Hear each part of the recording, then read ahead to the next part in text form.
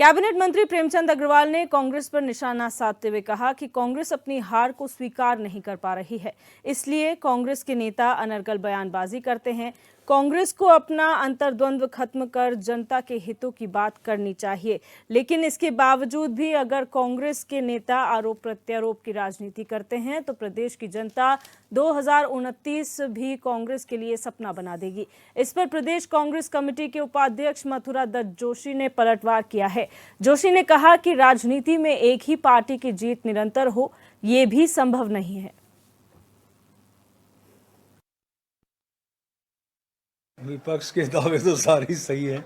मुझे लगता है विपक्ष को अपनी हार जो है वो पचा नहीं पा रहे हैं, वो किसी को भी मुद्दा बनाते हैं। मैं यदि उत्तराखंड के परिप्रेक्ष्य में बात करूं, क्योंकि देश के परिप्रेक्ष्य में मैं बहुत ज़्यादा जानकारी में नहीं रखता, लेकिन आप समझिए कि 2014 से जीतने का सिलसिला भारतीय जनता पार्टी का जारी है। यानी 2014, 2019, 2024 में लगातार भारतीय जनता पार्टी 500 सीटें जीत रही है। शायद इस हार को वो पचा नहीं पा रहे हैं हमारे कांग्रेस के साथी। बजाय ऐसे आरोप लगाने के वो अपना अंतर्द्वंद खत्म करें, बजाय आरोप लगाने के वो जनता के हित में बात करें, बजाय वो आरोप लगाने के वो जनता के लिए बातचीत करें, तो मुझे लगता है कि उनको शायद उससे लाभ होगा। नहीं तो वो 2029 भी उनके लिए मिथ्या स्वप्न ही होगा। ये तो समय बताएगा कौन जीतता है कौन हारता है। ये जरूरी है, ठीक है 2022 हम हारे, 2017 भी हम हारे, 14 भी हारे, 19 भी हारे, 24 भी हारे, लेकिन मत किसी तत्व पे देखिए किसका कितना और अब मंत्री जी ने किस कंसर्न में कहा, इसलिए कहा, ये क्यों नहीं कहा मंत्री जी ने कि केदारनाथ और मंगलौर का चुनाव में तो भाजपा हारी है, इसका जवाब भी देते हैं। तो लोकतंत्र है, लोकतंत्र में हार और जीत लगी रहती है और किसी के लिए आप नहीं कह सकते कि एक ही पार्टी लगातार जीतेगी। उत्तराखंड में निकाय चुनाव को लेकर सियासत एक बार फिर गर्मा गई है। देहरादून के 54 वार्ड में परिसीमन में हुई गड़बड़ी के बाद विपक्ष लगातार सरकार को कटघरे में खड़े कर रहा है। कांग्रेस प्रदेश प्रवक्ता शीशपाल सिंह बिष्ट का कहना है कि 2 सितंबर को प्रशासकों का कार्यालय खत्म होने जा रहा है और इतनी कम अवधि में निकाय चुनाव होना संभव नहीं है और सरकार जानबूझकर निकाय चुनाव को टालने का काम कर रही है।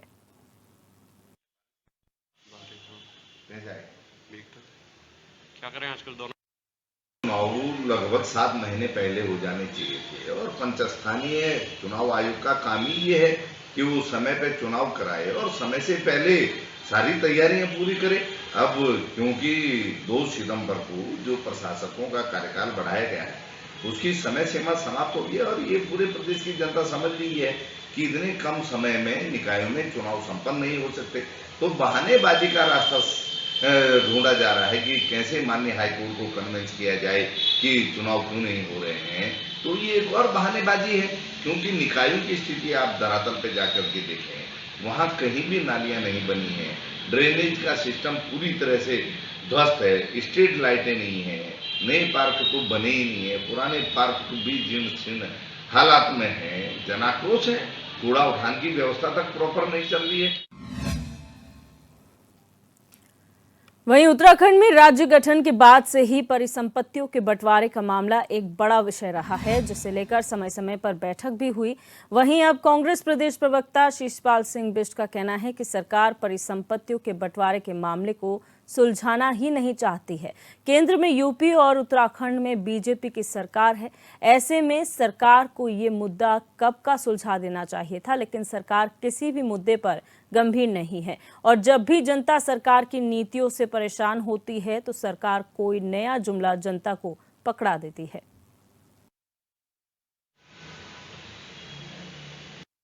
प्रचंड बहुमत की सरकार भाजपा की राज्य में है और केंद्र में भी 10 साल से ज्यादा समय हो गया भाजपा की सरकार है। परिसंपत्तियों के बंटवारे का मामला कहां पर अटका हुआ है, आप बताइए ना। 7 सालों में आप इसे क्यों नहीं निपटा पाए? आप किसको जो है समझाने का प्रयास कर रहे हैं? इस प्रदेश की जनता पढ़ी लिखी है और आपकी नाकामियों को भली भांति जानती है कि आपकी मंशा मुद्दों को सुलझाने की नहीं है, प्रदेश को आगे बढ़ाने की नहीं है। तो अब आप जाग रहे हैं तो आपके अब जागने से लाभ क्या होगा, आप बताइए ना। अब तक तो ये पूरी एक्सरसाइज हो जानी चाहिए थी। पहले तो सरकार की ओर से कहा गया था कि परिसंपत्तियों के बंटवारे का पूरा मामला हल कर लिया गया। अब सरकार के मंत्री कह रहे हैं कि साहब अब इस पर बातचीत ही चल रही है। तो आप अंदाजा लगा सकते हैं कि सरकार किसी भी मुद्दे पे गंभीर नहीं है और केवल मामलों को उलझाया जा रहा है। जब भी जनता सरकार की विफलता को उठाती है तब नया मुद्दा आप लेकर के आ जाते हैं। तो मुद्दों से ध्यान भटकाने का प्रयास है, ये कुछ नहीं करेंगे। अभी भी मैं पूरे दावे के साथ कह सकता हूं कि परिसंपत्तियों के बंटवारे के मामले को ये सुलझाना ही नहीं चाहते और उस दिशा। नैनीताल की टिफिन टॉप के नाम से मशहूर पहाड़ी देर रात भूस्खलन की चपेट में आ गई। समुद्र तल से 2290 मीटर ऊंचाई पर पहाड़ी पर बना पर्यटक स्थल भरभरा कर गिर गया। बड़े बड़े बोल्डर गिरने की वजह से लोगों में दहशत का माहौल पैदा हो गया। हालांकि पहाड़ी से गिरे बोल्डर से किसी तरीके का कोई नुकसान नहीं हुआ। वहीं स्थानीय निवासी महेश कुमार का कहना है कि नैनीताल की एक ऐतिहासिक जगह ने अपना अस्तित्व खो दिया है। भूस्खलन की सूचना मिलते ही पहुंचे एसडीएम ने क्षेत्र का निरीक्षण किया और अधिकारियों को जरूरी दिशा निर्देश भी दिए।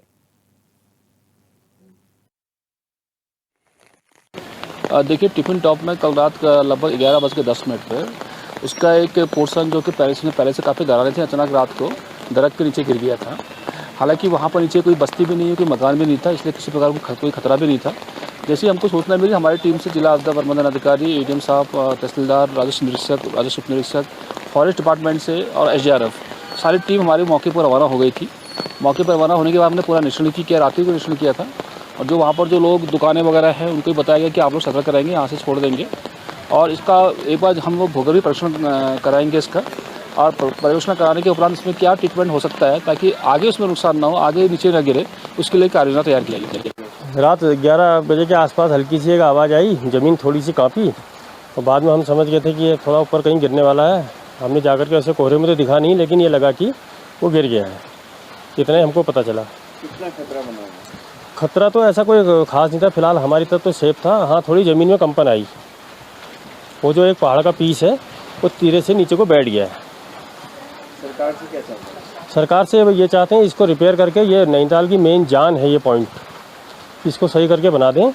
यहाँ से पूरा नैनीताल दिखता है, पूरा नैनीताल का नज़ारा आता है। इवन यहाँ से हिमालयाज़ भी दिखते हैं, पूरा कुमाऊं रेंज, हिमालय सभी दिखते हैं। बस गवर्नमेंट इसको एक बार ठीक कर दे, वो जो हिस्सा जाना था वो तो गया, इसको बना करके ऐसा बना दे कि यहाँ से नैनीताल का जो व्यू है।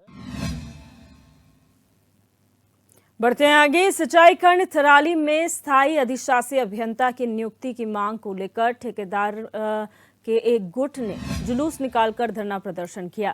इस दौरान ठेकेदारों ने कहा कि उनकी पहली मांग सिंचाई खंड थराली में स्थायी अधिशासी अभियंता की नियुक्ति है और दूसरी मांग पिछले 3 सालों में निर्माण कार्यों की जांच कराने की है।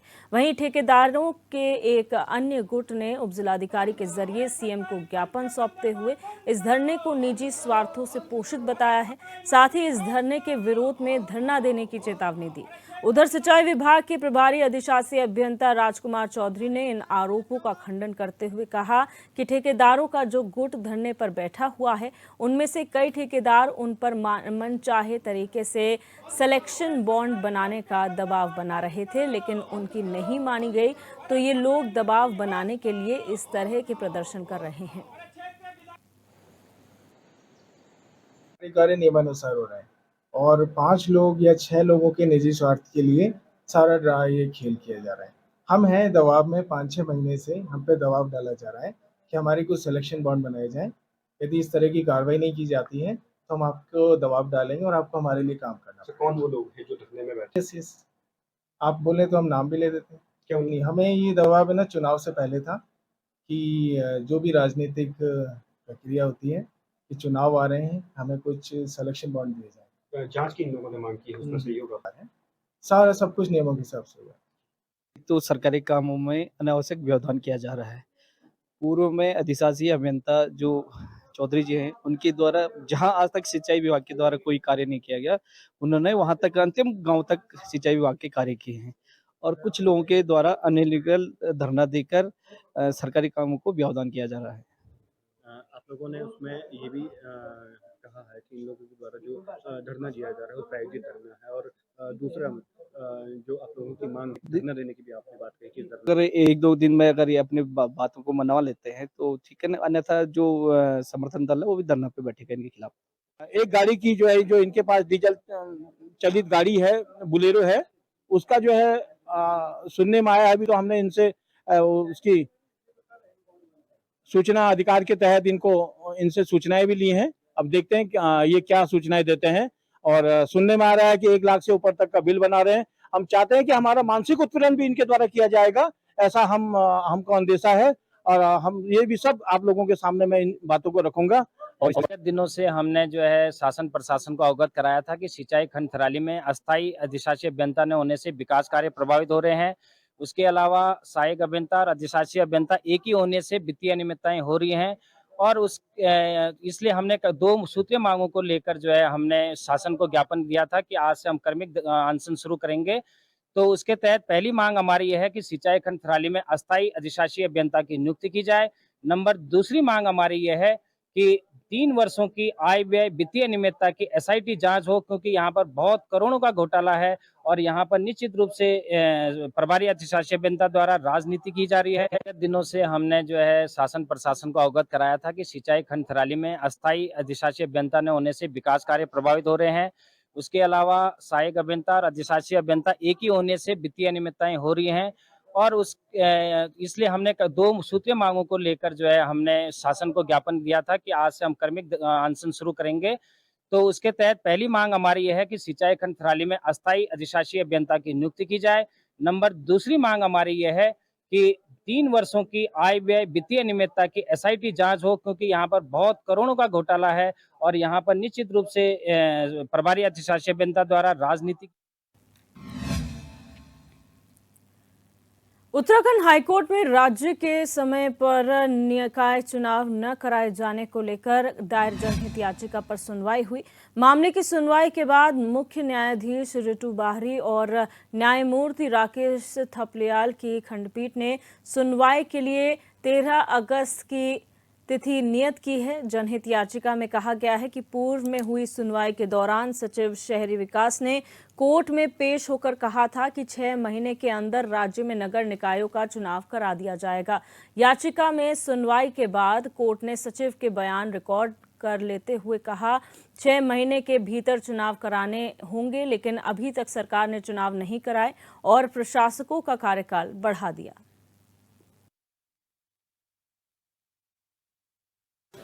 ये याचिका हमने म्यूनिसिपैलिटी के इलेक्शंस कराने के बाबत दाखिल की है। हमारा ये कहना है कि म्यूनिसिपैलिटी का 5 साल का जो टर्म है वो 2 दिसंबर 2023 में ख़त्म हो गया है। उससे पहले ही एक याचिका हाई कोर्ट में पहले दायर की गई थी मोहम्मद अनीस वर्सेस राज्य सरकार, और उसमें भी इलेक्शन कराने के लिए दायर की गई थी। तो उसमें जो था सरकार ने ये पक्ष लिया था कि हम 6 महीने के लिए एडमिनिस्ट्रेटर अपॉइंट कर रहे हैं और 6 महीने के अंदर हम इलेक्शन करा देंगे। उसकी बाबत एक अंडरटेकिंग भी राज्य सरकार ने 9 जनवरी 2024 में दी थी। उसके बाद वो पिटीशन डिस्पोज ऑफ हो गई उसी अंडरटेकिंग के लाइट में, और राज्य सरकार ने जून में जो टर्म ख़त्म हो रहा था 6 महीने एडमिनिस्ट्रेटर का, उसमें इलेक्शन नोटिफाई नहीं किया और उन्होंने 3 महीने के लिए 2 जून 2024 में एक नया नोटिफिकेशन जारी करके एडमिनिस्ट्रेटर्स का टर्म एक्सटेंड। खबर उत्तरकाशी से है, जहां भटवाड़ी ब्लॉक के कई सरकारी स्कूलों में ब्लॉक प्रमुख विनीता रावत ने निरीक्षण किया। निरीक्षण के दौरान ब्लॉक प्रमुख को हैरानी तब हुई जब विद्यालयों में तालाबंदी देखने को मिली और छात्र छात्राएं शिक्षकों के इंतजार में स्कूलों के बाहर खड़े मिले। ब्लॉक प्रमुख विनीता रावत ने बताया कि बच्चे देश का भविष्य हैं, इस तरह की लापरवाही कतई बर्दाश्त नहीं की जाएगी। उन्होंने आगे कहा कि इसके लिए उच्च अधिकारियों को इन विद्यालयों के शिक्षकों से स्पष्टीकरण लेना चाहिए, जिससे बच्चों के भविष्य के साथ इस तरह लापरवाही न बरती जाए।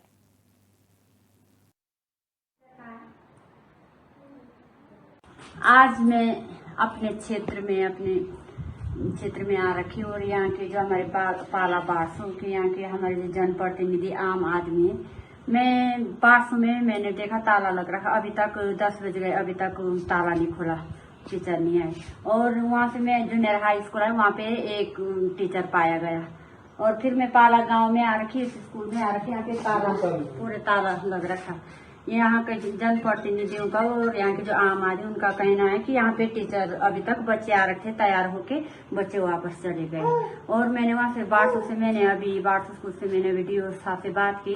उन्होंने कहा कि मैं उनको आदेश करूंगी कि मैं वहीं पे जहाँ स्कूल है आजकल, क्योंकि आपदा रोड ब्लॉक, क्योंकि हमारे बच्चों की बर्बादी हो रही है और हर जगह स्कूल बंद पड़े हुए।